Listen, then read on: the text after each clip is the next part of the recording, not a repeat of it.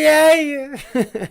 Good morning, entrepreneur. My name is Christian Brown, and today we're going to be talking about The Magic of Thinking Big by David J. Schwartz, Chapter 2, Cure Yourself of Excusitis, the Failure Disease. Now, this chapter is really all about learning that successful people don't use excuses, unsuccessful people do. That's all there is to it. Successful people can use all the same excuses that unsuccessful people do. They simply don't. A crazy thing about excuses is that as you use an excuse, when you use an excuse, typically you know that it's more or less a lie. And as you use it more and more and more, it gets embedded more and more and more in your subconscious. And if you use it enough, eventually you'll start believing that excuse as something real. And if that's true, that's not good, right? Obviously, that's going to hold you back. That's going to cause big problems, and you can't let that happen. So let's dive right into it. He's got 4 types of excuses, or excusitis, as he calls it. And the first one being health, second one being intelligence, third one being age, and the fourth one being luck. So let's jump into intelligence excusitis. This one really hits home for me because when I was growing up, I believed I was quite smart. Right? I had parents that really instilled in me great confidence and belief that, I was smart, I could do things, I could make things happen. Now, unfortunately, for many years, I thought success would just sort of happen to me. Right? And I did all sorts of different jobs, and I always expected to get promotions and get paid more and all this sorts of stuff. Never really worked. And only until a couple years ago, when I dove into reading self-improvement books, did I realize that the only thing that really matters is attitude, discipline, and hard work. And this really hits home because people who aren't super smart but have a great attitude and a great work ethic end up being far more successful than intelligent people with a not positive attitude and a not great work ethic, right? Unfortunately, many intelligent people, they give themselves reasons why they can't do something. David talks about how he had a friend who graduated college who was one of the smartest guys he knew. And he talked to him several years after college, 5 years after college, in fact. And he talked to the guy, and he wasn't very successful. And he was like, what happened? And the guy was just like, well, unfortunately, I spent the last 5 years and all of my college figuring out reasons why a small business I wouldn't be able to succeed building my own small business, right? The capital costs too much. It's going to be too hard to find employees. This is going to be too hard. That's going to be too hard. I won't be able to do this. Boom, boom, boom. And so because he was so smart, he could figure out all the reasons why he couldn't do something. And so that's exactly why he hadn't. And yet, David had several other friends in college who weren't nearly as smart.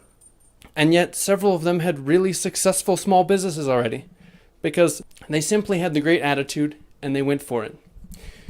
So that's intelligence excusitis.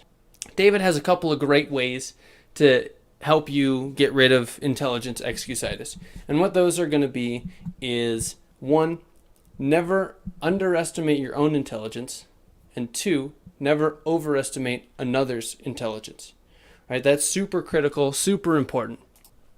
2, you got to remind yourself daily that your attitudes are far more important than brains itself. And finally, 3, remember that the ability to think is far greater than the ability to memorize facts. All right, so now we're going to jump on to health excusitis. Now, health excusitis is kind of funny because the very start of this chapter, he talks about how there is no perfect specimen of adult human life. And what does he mean? Basically, if a doctor goes out and he examines a bunch of people, he's never going to tell you that any one single person is absolutely perfect in every way physically. It's just not going to happen, right? There's something physically wrong with all of us. And if we jump into this, it's kind of crazy how the health excuse can really get you. He talks about Dr. Schindler's book, How to Live 365 Days a Year. And in that book, Dr. Schindler shows that 3 out of 4 people have emotionally induced illness. So they literally have an illness because of their thoughts. They couldn't control their emotions. They couldn't handle it. And so if you think about that, 75% of people are having an ailment because they can't control their thoughts and emotions. Right now, you need to not let health be an excuse. You need to not believe that there's something bad with you. It's also been found that people who believe they have, say, a heart problem or they have cancer or something like this, even if they don't, even if doctors tell them they don't, some people believe it so hard that after a couple years, they eventually gain that, and they gain cancer or they gain a heart problem. And they never would have had it if they just didn't believe it. So you can't believe it, you can't do it. Don't let health hold you back.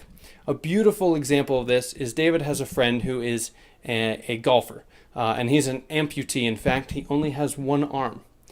The crazy thing is he's a really good golfer. And so David asked him one day on the golf course, he said, "Sir, how did you end up becoming such a great golfer with just one arm?" And the guy simply said, he had a very beautiful thing that he said, "Well, it's my experience that one arm and a great attitude will beat two arms and a terrible attitude every time." And it's so true. It's so true. In fact, think about that again. One arm and a great attitude will beat two arms and a terrible attitude every time. You can apply this to every facet of life. Like I already talked about intelligence excusitis, right?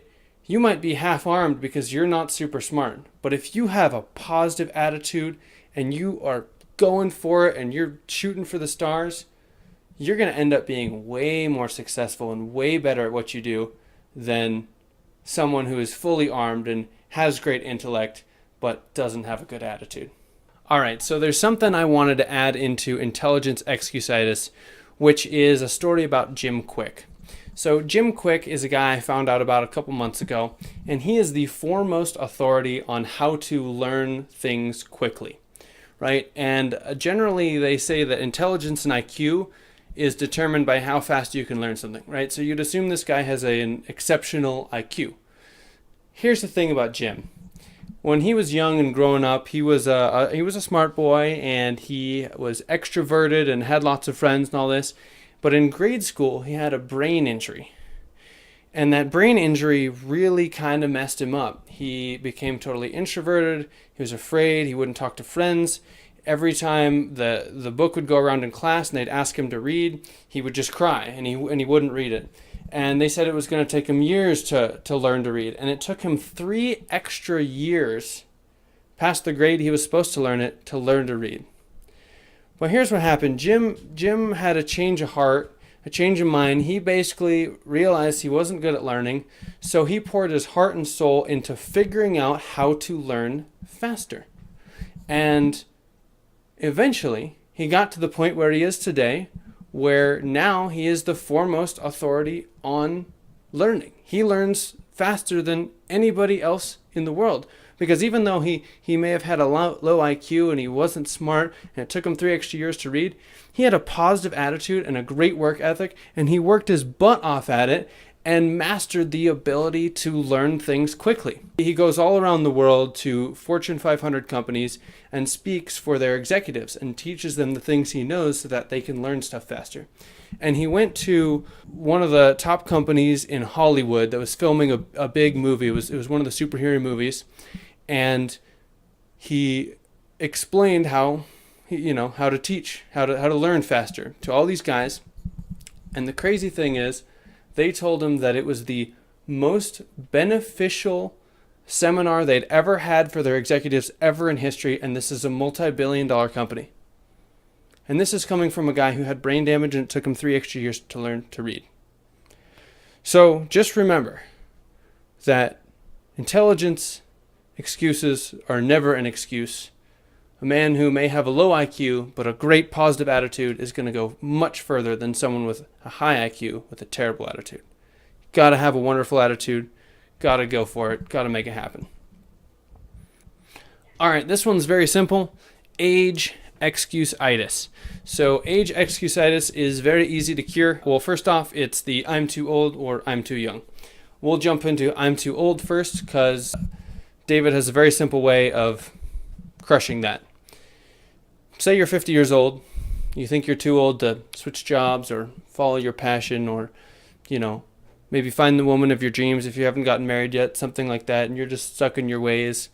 Everything's going to take too long, right? I'm too old. I'm going to die soon.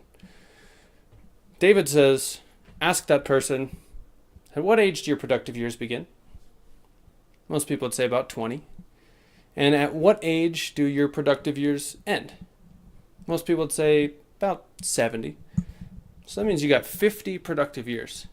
And if you're 50 years old, you've still got 20 years left, right? 20 years. That's a long time. Facebook hasn't been around 20 years. And the guy who owns that is worth tens of billions of dollars and has everything he could ever want, probably. So, boom. Crushed it. That's it. You can't be too old. 20 years is plenty of time to get stuff done. Heck, even 10 years, a company could go from 0 to hero and back down again. Now let's talk about I'm too young. He's got a very simple way to explain this as well. And that is simply, when did a boy become a man? When he worked at the farm. And it was simply, a boy became a man when he could do the work of a man. Didn't matter if he was 12, 15, 18, 25. You are never too young to do something. A beautiful example of this that I read about just a couple days ago is, there's this girl, I believe she's from India or somewhere near there, and she started speaking out against everything that was happening in her country, all the injustices that was going on, and she just did it, went so hard for it. And now, at the age of 17, she already has a Nobel Peace Prize and has met and sat down in person with President Obama when he was president. And this girl's 17. If she can do it by 17, you can do it, right? You always got to believe, like we talked about in the last video, last chapter, you always got to believe you're at least as good as the best. Never I'm outclassed. You can make it happen. If this girl did it by 17, imagine what you could do by 17. You're never too young. You can make it happen. And last but not least, we're going to talk about luck excusitis. So luck excusitis, perfect way that David shows that it's a bunch of BS is through, he had seen a speech of a guy who was a traffic engineer for highway safety. And this guy's speech, he talked about how in the US, about 40,000 people die due to accidents. But he said that's not the point of the speech. The point is two things. First, they weren't accidents, right? You call them accidents, but they're not accidents. The reason a crash or an accident occurred is either because of a human cause or a mechanical cause, right? Human failure or mechanical failure. One of those things or both of those things happened, which caused that accident, which caused that person to die. And his point is that it wasn't luck, it was cause and effect. And that's how you have to think of life in general. Everything is cause and effect. Cause and effect. One way I like to talk about this is successful people versus unsuccessful people with regards to thinking about things like luck and opportunity. Everybody out there, if you take everybody on average, we all get about the same amount of opportunities. But what makes the successful people successful and the unsuccessful people unsuccessful? The successful people are constantly looking for ways to move forward. They've got a positive mindset. They're studying people who are successful. They're learning how they think. They're learning how they act. They're getting prepared for everything that comes at them in life. And so, when an opportunity strikes or appears in front of them, they can actually take a hold of it because they have the confidence to do it. They're prepared. They have the abilities and skills so that they can actually turn that opportunity into success or something great. Whereas an unsuccessful person, they're going along in life and that same opportunity might happen in front of them. But they didn't prepare themselves, right? They didn't think positively and work at themselves and work to, get ahead in life and study these successful people so that when that opportunity came along, maybe they were too afraid to actually try and go for it, or they weren't really prepared. They didn't have the resources, maybe physically, monetarily, but also maybe just mentally. They didn't think they could do it. And so even though they got the same opportunity, they couldn't make it happen. Imagine if luck were used to organize a business or, say, an organization. A perfect way to show that using luck as an excuse is total BS is imagine if Facebook was reorganized where every single employee stuck their name in a hat, and then they went along and they pulled that person's name out of a hat, and whatever job came next was now their job. That wouldn't work, right? It sounds like funny, but obviously that just wouldn't work, right? You don't just suddenly get lucky and get a super awesome position, or get unlucky and get a really crappy position. The entire company would fall apart. It would die in a day and it wouldn't work anymore. Same with every other business, organization, everything in life. Luck doesn't govern how successful you're going to be. It's positive thinking, preparedness, studying successful people. Finally, David gives us 2 ways to conquer luck excusitis, with the first one being accept the law of cause and effect. It's not luck, but preparation, planning, and hard working that precede good fortune. And second, don't be a wishful thinker, right? Don't spend your mind energy trying to figure out an effortless way to get successful and make it happen. Spend that energy thinking about what you can do to actually get ahead and really move yourself forward in life. Thank you guys so much for watching. I would super appreciate it if you would subscribe. Also, sharing would be awesome as well. Feel free to comment with whatever you'd like, questions, book suggestions, whatever. That would be awesome. And as always, whatever you're going to do, make it happen now.